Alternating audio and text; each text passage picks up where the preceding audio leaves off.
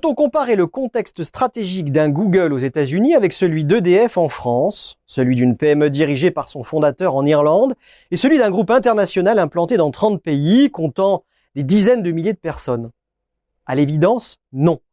De fait, selon les entreprises, le contexte du changement stratégique est différent. Pour comprendre le contexte stratégique du changement, il convient d'analyser à la fois les aspects externes et internes du changement.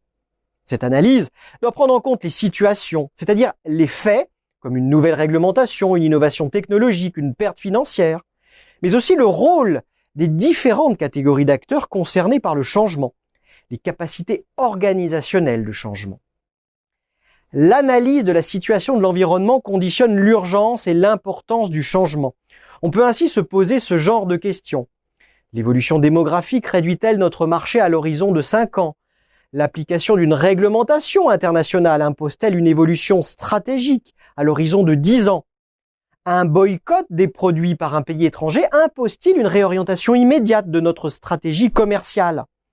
Notre principal concurrent vient-il rompre avec sa stratégie passée? L'analyse de la situation de l'entreprise conditionne aussi l'urgence et l'importance du changement. Fait-on face à une lente érosion de nos parts de marché? Le bénéfice par action a-t-il régressé de 15%? L'entreprise a-t-elle émis un profit warning? Le résultat net est-il passé de bénéficiaire à déficitaire brutalement?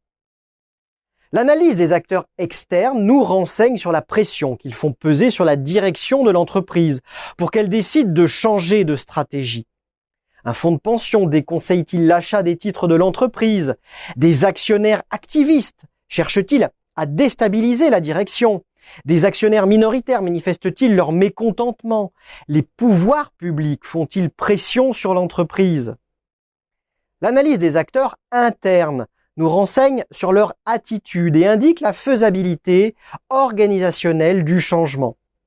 Un nouveau dirigeant vient-il d'être nommé et peut-il profiter d'un état de grâce? Les cadres soutiennent-ils les projets de changement? Comment réagit le personnel? Et quelle est l'attitude des syndicats?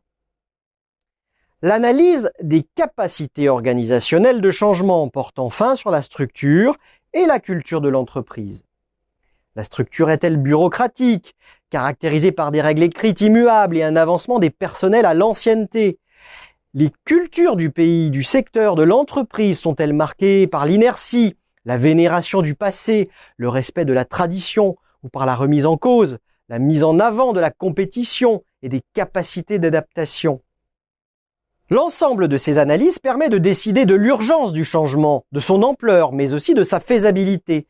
Sa mise en œuvre concrète appellera une analyse spécifique et plus fine des forces en présence sur lesquelles s'appuyer, ou au contraire, qui seront probablement réticentes à la mise en œuvre du changement.